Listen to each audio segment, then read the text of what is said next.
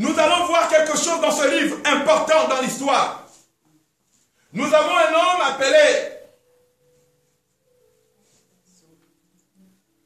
Saul de Tarse.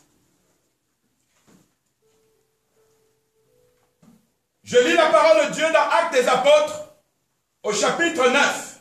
Cependant, Saul respirait la menace. Les mots sont pesés. Et la menace et le meurtre des disciples du Seigneur. Il s'est rendu chez le souverain sacrificateur. Et lui demanda des lettres. On parle de lettres. Or, une lettre, c'est une loi.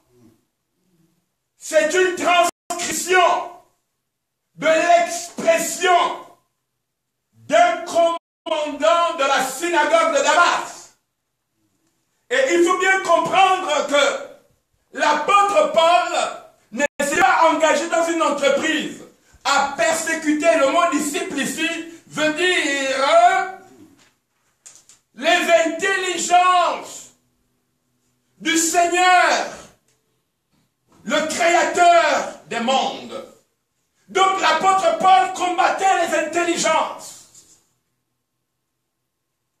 Il combattait la souveraineté des intelligences les plus nobles que l'histoire n'a pas reconnues. Parce que l'histoire ne reconnaît pas les hommes qui font du bien. Ils reconnaissent les explorateurs. Ce qu'on appelle ici les commandants de bateaux d'esclaves.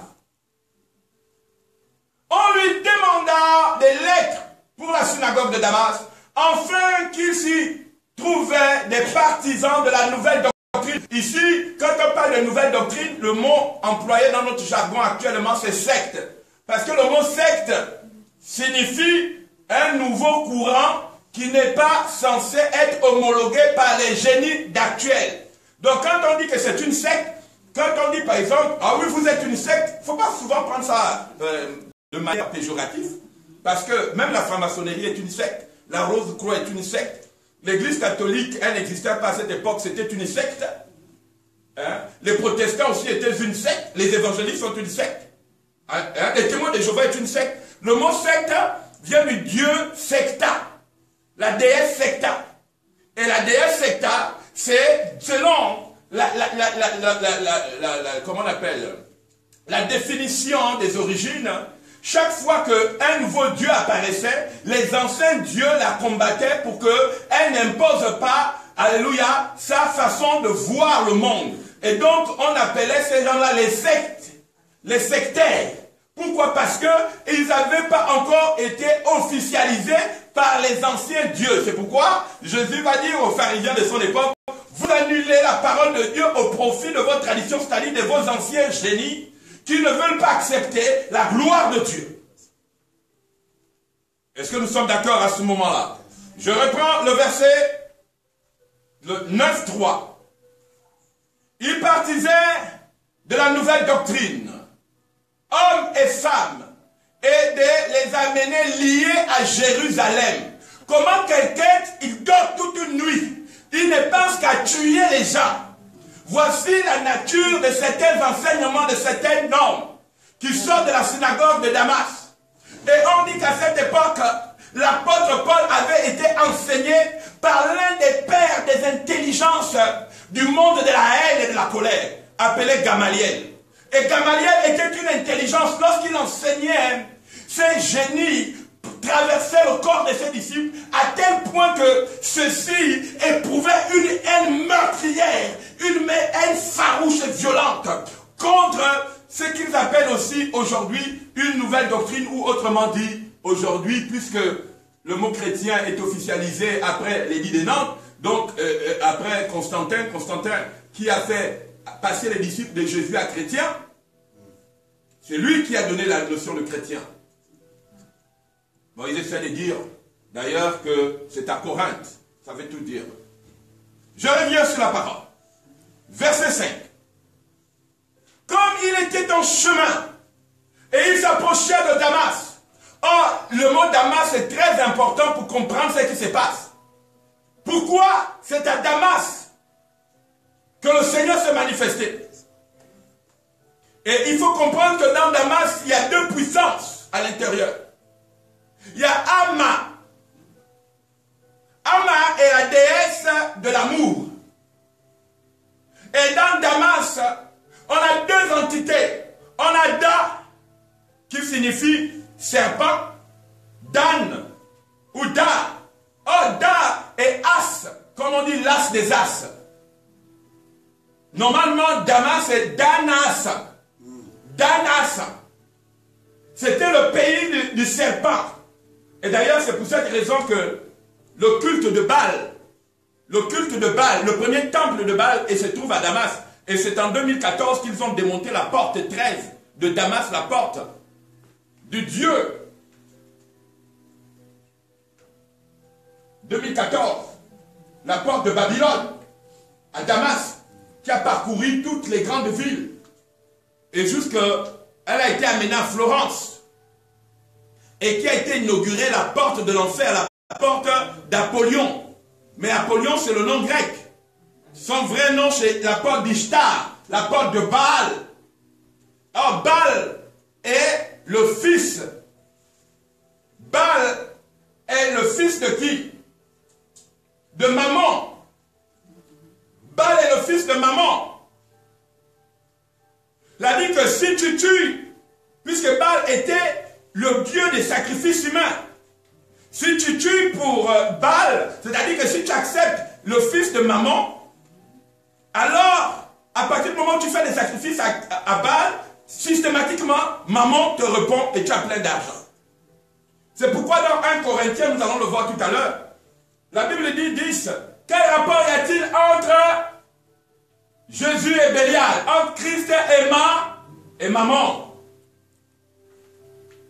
C'est pourquoi Damas est très important pour comprendre ce que nous sommes en train de dire. Pourquoi je lis? Parce que nous sommes le 24 décembre. Et le 24 décembre, c'est le retour du Dieu serpent.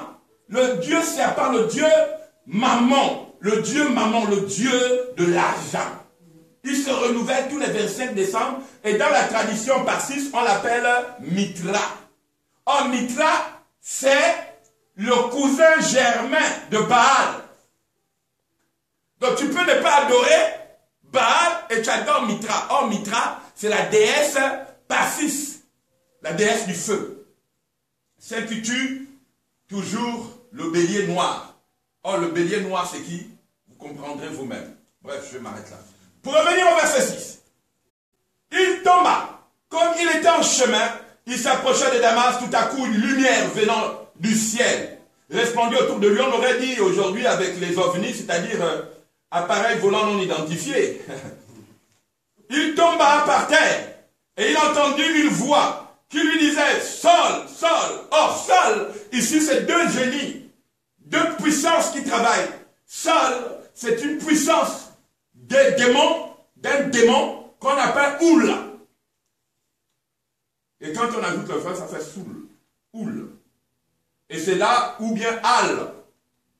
C'est le démon Alé. Al, Sol, Allez. C'est pourquoi me persécutes-tu? Il répondit, qui es-tu, Seigneur? Et le Seigneur lui dit, je suis Jésus que tu persécutes. Et il te sera dur de regimber contre les aiguillons. Tremblant et saisi d'effroi, il dit, Seigneur, que veux-tu que je fasse? Le Seigneur lui dit, lève-toi, entre dans la ville et tu diras ce que tu dois faire. Les hommes, c'est ça, verset 7, les hommes qui accompagnaient demeuraient stupéfaits. Ils entendaient bien la voix, mais ils ne voyaient personne. D'autres personnes ici disent qu'ils entendaient bien la voix, mais d'autres personnes disent qu'ils entendaient des coups de tonnerre et des éclairs. Saul se révéla de terre, et quoique ses yeux fussent ouverts, il ne voyait rien. Et on le prit par la main, et on le conduisit à Damas. C'est très important, on le conduisit à Damas. Il resta 3 jours sans voir et ne mangea ni ne but. jeûne forcé à cause de sa malice. Or, il y avait à Damas un disciple nommé Ananias. Ananias aussi, c'est très important quand je vais définir son nom. Le Seigneur lui dit, dans une vision, Ananias, il répondit, me voici. C'est pourquoi l'une des premières choses des disciples de Jésus, c'est la vision. Ananias était fils d'un prophète. Et je veux vous dire, il faisait déjà partie de la lignée des prophètes. Parce qu'en Israël, tous ceux qui avaient le nom d'Ananias, vous savez qu'il y a eu un prophète Ananias. Ananias était un homme dont la glande pénéale n'était pas calcinée. Vous savez qu'aujourd'hui, beaucoup de gens vous disent, oui, je fais un cauchemar, oui, je fais un songe, les gens aujourd'hui, au lieu de voir dans les informations des rêves la pensée de Dieu, d'autres personnes tournent cela en cauchemar, que ça n'existe pas. Mais si lui, Ananias, à son temps, avait pris son rêve pour un cauchemar, il aurait pu dire, ah ben, non, parce qu'à ce temps, les prophètes enseignaient à leurs disciples. Parce qu'il faut savoir que le mot apôtre, la Bible dit que la Bible, dans le livre de Éphésiens chapitre 1, ça c'est une digression que je fais, Éphésiens chapitre 2, je crois à partir du verset 20, que l'Église était bâtie sur l'enseignement des apôtres et des prophètes. Amen. Donc à cette époque, Dieu avait préparé son peuple à voir des visions et à communiquer par des visions et par des songes. C'est clair? Je reprends ma lecture. Vous savez, nous les prophètes, on n'est pas linéaires. On monte, on descend, c'est l'ascenseur, on va prendre ceux qui sont en bas et puis on les ramène en haut. On n'est pas comme le TGV quand la ligne a déjà lancé et puis il ne fait plus marche arrière. Nous, on redescend et on prend ceux qui n'ont pas compris, on les ramène en haut. Les hommes qui l'accompagnaient demeurent stupéfaits, verset 7. Verset 9. Verset 10. Or, il y avait à Damas un disciple nommé Ananias. Le Seigneur lui dit, dans une vision, Ananias, il répondit, me voici, Seigneur. Et le Seigneur lui dit, lève-toi, va dans la rue qu'on appelle la droite. C'est très important, la rue qu'on appelle la droite. Parce que Dieu sauve toujours par sa droite. Il n'a pas dit la gauche. Aujourd'hui, on est dans l'ère des holles, l'ère des gauches, l'ère de l'ouest. Or, quand Dieu travaille, il travaille avec sa droite. Dieu est si précis. Le fils de ma droite. Il n'est pas le fils de ma gauche. Hein? Ben-Loni, c'est le fils de ma gauche. Ben-Loni. Mais on est passé de Ben-Loni à Benjamin. Du fils de la gauche au fils de la droite. Et les prophètes sont les fils de la droite. Je voudrais parler à ceux qui me suivent sur Internet à devenir les fils de la droite. Au nom de Jésus. Parce qu'aujourd'hui, les fils de la gauche remplissent la terre.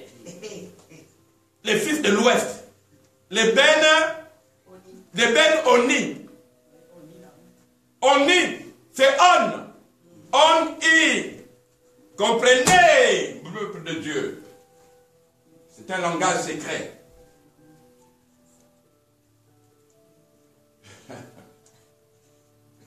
Ainsi le Seigneur. Verset 15, c'est ça? Sur verset 15?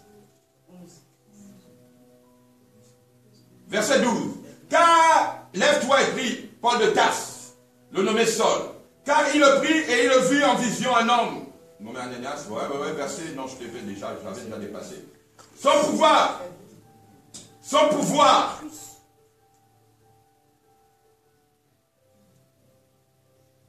Merci Seigneur. Je reprends, c'est bon.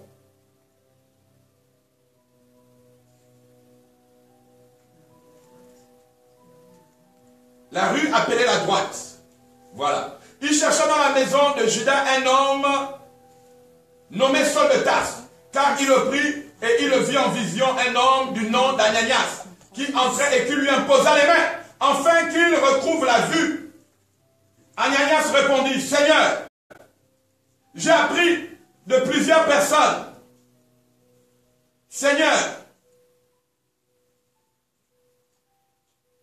j'ai appris de plusieurs personnes tous les mots que cet homme, on dit bien tous les mots, a dit que les souffrances, les désastres, les malheurs les drames, les tragédies, les déceptions que cet homme a fait à tes saints dans Jérusalem. Et il a ici des pouvoirs de la part des principaux sacrificateurs. Donc il n'agissait pas seul. Pour lier tous ceux qui invoquent ton nom. Pourquoi la loi des principaux sacrificateurs était contre ceux qui prononçaient le nom de Jésus? Telle est la question aujourd'hui. Ceux qui prononcent le vrai nom de Jésus. Je ne parle pas du Jésus Krishna. Je ne parle pas du Jésus des lois maritimes. Mais le Jésus des cieux. Le créateur des mondes. Mais le Seigneur lui dit, va, car cet homme est un instrument que j'ai choisi pour porter mon nom devant les nations, devant les rois, devant les fils d'Israël. Ça, c'est très important. Or, ici, quand il parle de nation, il ne parle pas ici de la nation gabonaise, de la nation israélienne. Non, le mot nation, ça signifie les cultes des esprits. Quand il parle des rois, il parle des hommes qui ont reçu une ascension sociale à partir des invocations des entités, des déesses. Et quand il parle d'Israël, il parle d'Isis-Ra.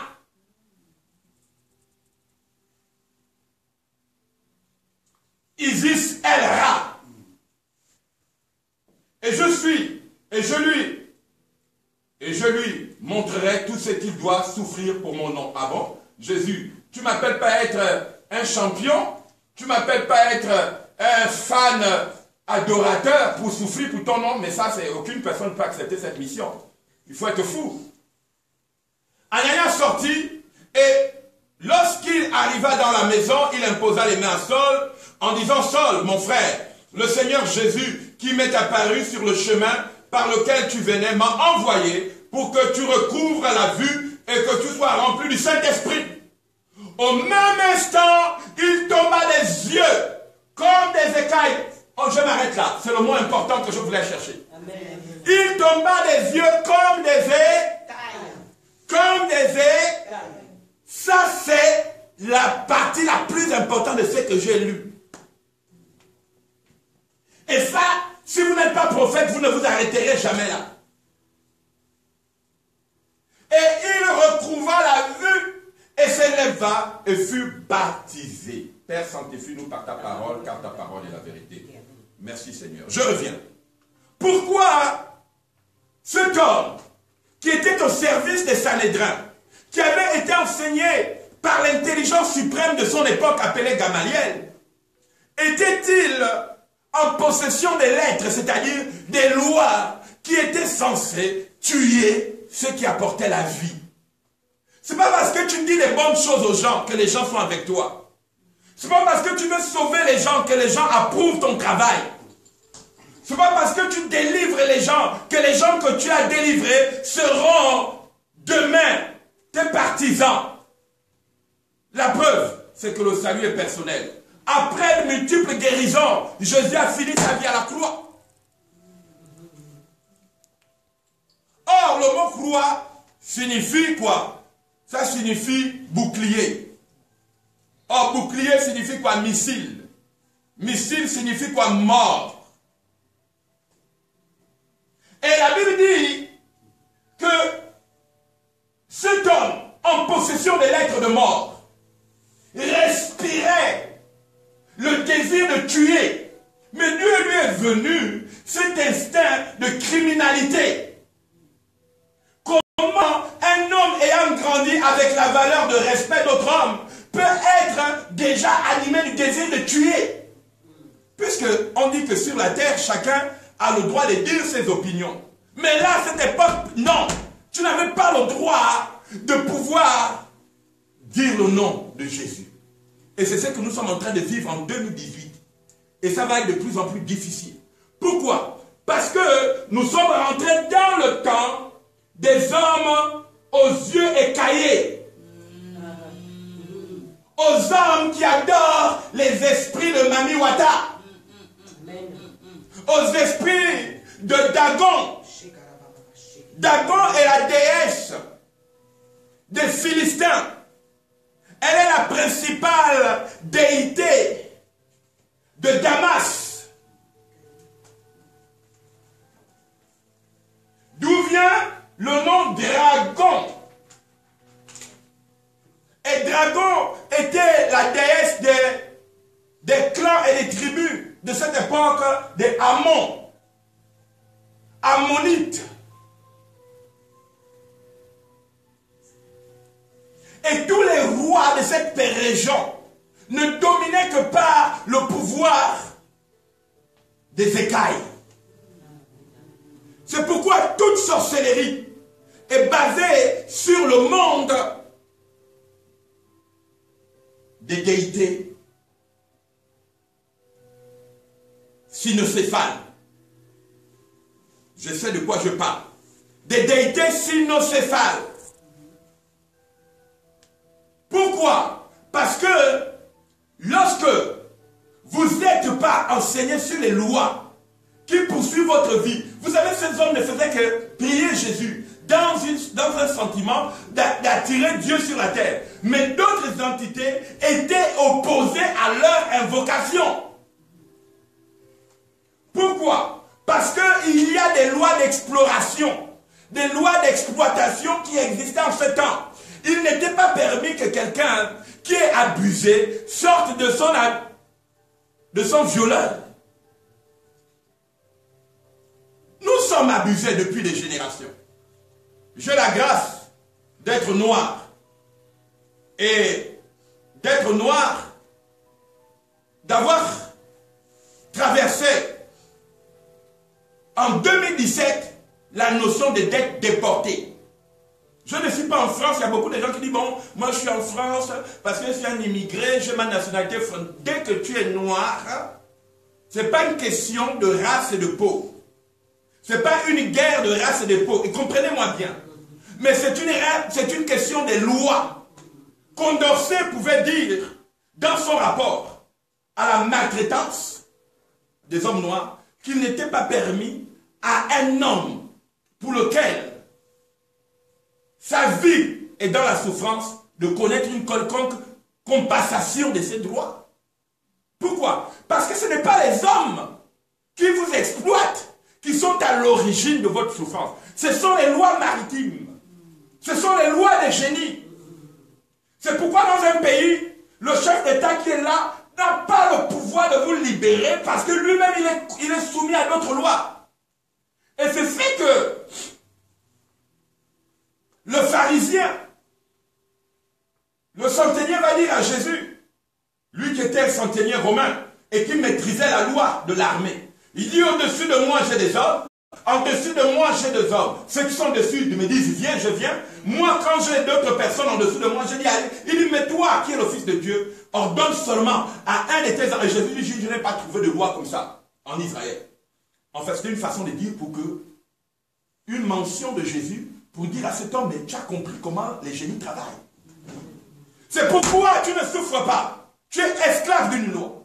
Et les gens qui étaient tués à cette époque par Paul, ils n'étaient pas tués parce qu'ils étaient simplement accusés d'appartenir à une nouvelle doctrine. Ils étaient tués parce qu'ils voulaient se défaire d'une loi.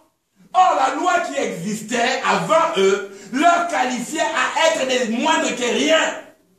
C'est pourquoi tout défi que vous menez pour sauver un homme, une femme, c'est comme si aujourd'hui, vous vous levez en Afrique en disant, oui, j'ai trouvé le remède du sida. Le lendemain matin, vous êtes au tombeau.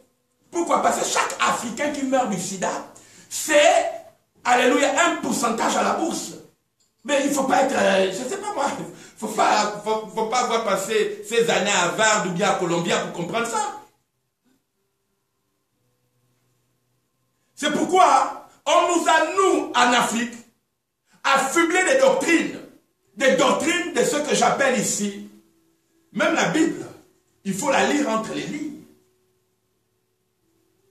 On nous a donné des doctrines qui nous ont permis de cautionner notre exploitation. Parce qu'aucun pasteur, je ne dis pas tous, mais rares sont ceux, et d'ailleurs, parmi eux qui ont osé, certains sont payés des allongés. Comme homme politique aussi. Parce que certaines vérités, il vous faut parfois sortir des endroits, des salons fleutrés, pour aller comprendre là où se passe vraiment le courage de l'être humain.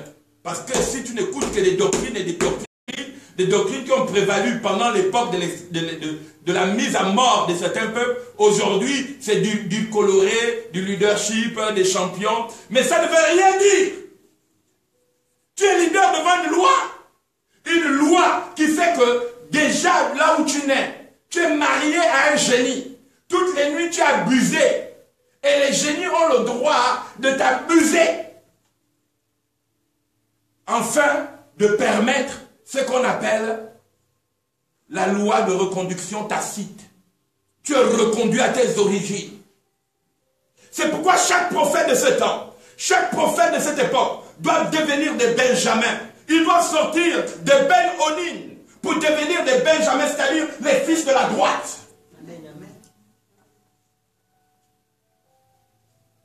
Chaque loi, ta vie est basée sur une loi. Il y a une loi qui inscrit ta vie à l'ordre d'une certaine pratique de mort.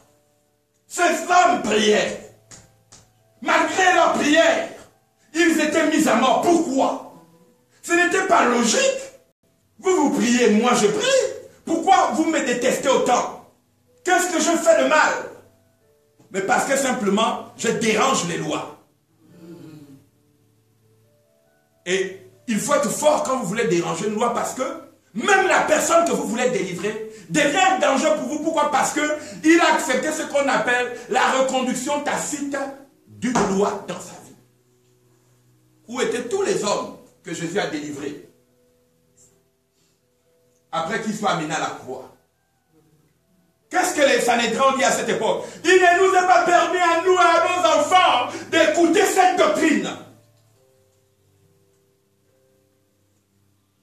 Et quand le Romain Pilate a écrit « Celui-ci est le roi juif », qu'est-ce que le Sanhédrin a fait?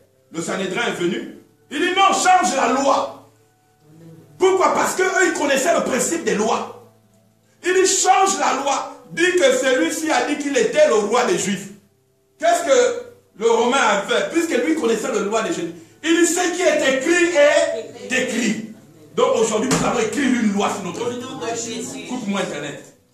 Amen, amen, amen, amen, alléluia. Tout est une question de loi.